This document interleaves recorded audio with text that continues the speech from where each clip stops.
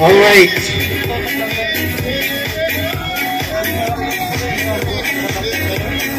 Tignan mo ako maandar, Ken. This is our final round. The question and answer portion. Actually, naka-prepare na yung question ko, pero nalimutan ko sa bahay. Kaya ipapabay ko na lang sa mga judges kung ano yung naiisip nilang mga question. So, okay ba kayo doon mga judges? Okay. Alright. Ready na ba kayo mga candidates for the question and answer? Ready ka ba o kinakabahan ka? Medyo. Alright, kasi yung nakataya dito sa papremyo natin is sponsored ng SM House and Lot. 1 million pesos. Tapos ano pa tayo? Trip for 2 for tawag ito sa Hong Kong Disneyland. Sana all! Yun yung nakataya sa papremyo natin. So galingan nyo guys. Sana all! Okay, let's proceed. Number 1. Come here. Kung pipili ka sa mga judges, 1, 2, 3, 4, 5, sinong pipiliin mong magtatanong sa'yo? Kahit po sino. Pipili ka. Ay, pipila ako. Yung si Nakakulay green. Si Ma'am Julie San Andres. Palakpakan tayo muna po, Ma'am Julie. It's judges na po dati duwang question na, pero 9 candidates, may isa lang na question. Okay, get ready, candidate number 1, Mr. Fernan Arenas. Here's your question. Nalaka lang dato eh.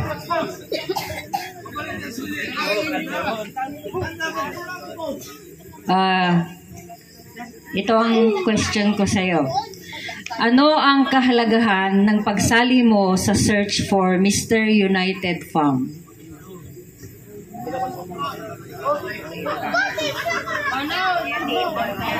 Inya ti importansya ti pagsalim ditoy search for Mr. United Farm. Nawatang ba day, candidate number 1? Okay. Go. Kaya ako sumali sa Mr. Pogi United Farm. Hello. Kasi nagbibigay ng saya para sa samahan ng United. Ganyan lang sama-sama. Tuloy pa rin dito sa tribo.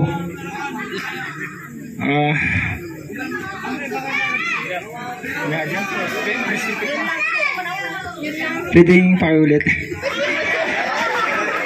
Sige, mabalik din.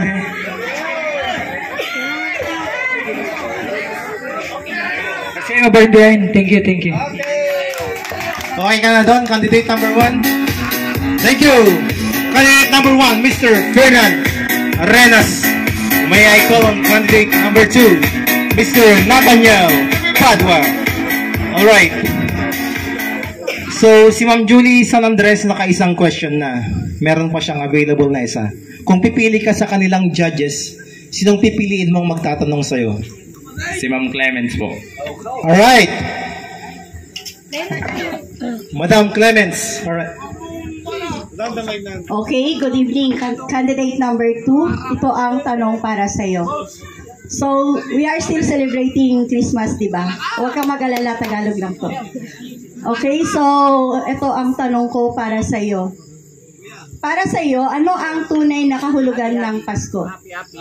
Uulitin ko, para sa iyo, ano ang tunay na kahulugan ng Pasko? Thank you for the wonderful question, ma'am. Ang tunay na kahulugan ng Pasko ay ang pagsasama-sama ng mga pamilya, kasiyahan, yun lang po. Thank you. Alright, thank you so much, candidate number 2, Mr. Nathaniel Wadwa. May I call on candidate number 3, ang aking poging brother, my youngest brother, Mr. Russell Carl Dos Reyes. Okay. Kung pipili ka sa kanilang 5 judges, sinong pipiliin mo sa kanilang magtatanong sa'yo? Number 5. Okay, so judge number 5, si Madam Clements. Last option na. Number 5, si Ma'am Kim Liao. Alright, here's your question. Ma'am. Hello,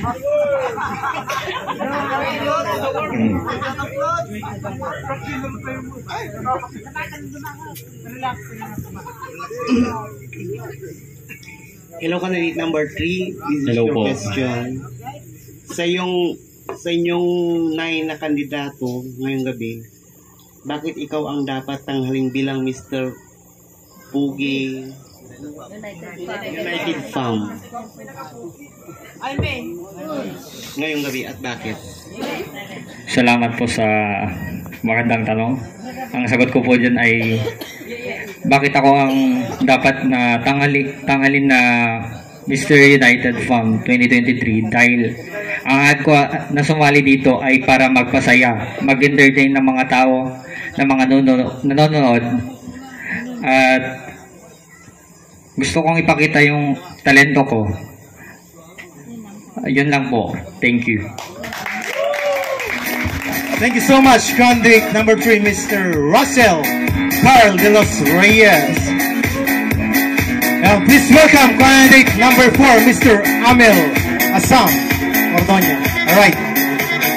Mr. Amel, with all the 5 judges, sinong pipiliin mo sa kanila? Si Ma'am Julie po. Ma'am Julie San Andres. Okay. Okay.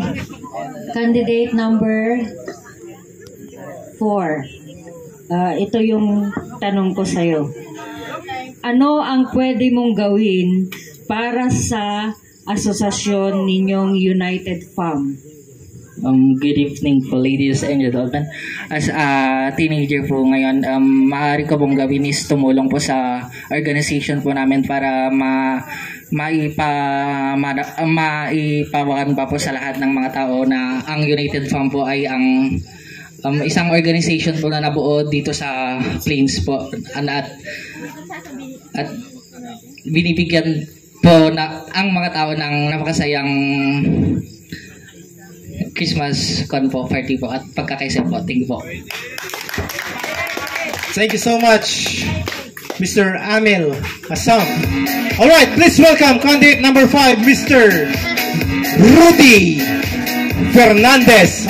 Rudy Ordonio. Okay. Pipili ka ng judges from 1 to 5. Pipili ka. 1, 2, 3, 4, 5. Si Ma'am Clemens na lang. Alright. So, Ma'am Clemens, last from Ma'am Clemens. Okay, good evening, candidate number 5. Good evening po. So, yung tanong nila kanina ng mga kasama ko ay kung nanalo ka. Sa akin naman ay kabaliktaran. So, kung halimbawang natalo ka at sa search na ito, paano mo tatanggapin or maipapakita ang iyong pagiging sport? Thank you. Salamat sa magandang tanong.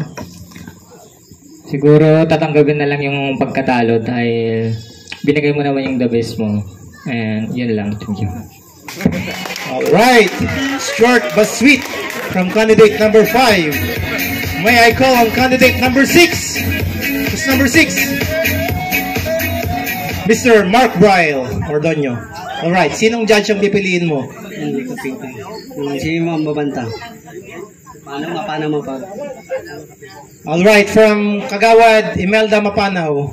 This is your last question. Hello. Okay. Since United Farm ang inyong pangalan ng inyong asosasyon. Okay. Bilang isang kabataan, ang family is nabubuklod sa tahanan. Kung ang sarili mo ay mamimili ka sa isang parte ng bahay, ano yung sa tingin mong mahahalin tulad mo, yung pagkatao mo, yung sarili mo sa loob ng tahanan?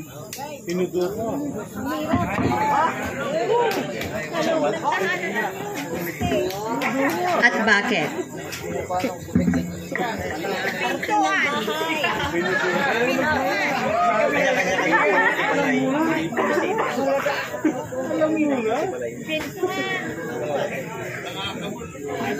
Answer directly. Ma'am, isa pa daw din yan naintindihan. Sige, para mas madali, ano? Sa parte ng bahay, bilang ikaw, ano yung parte ng bahay na sa tingin mo na makikita mo yung sarili mo? Kumbaga, For example, ikaw yung haligi. Paano mo ihahalin tulad yung sarili mo sa isang haligi ng bahay? Ganon. Kung go sa bubong, ganon. Kasi United Farm eh.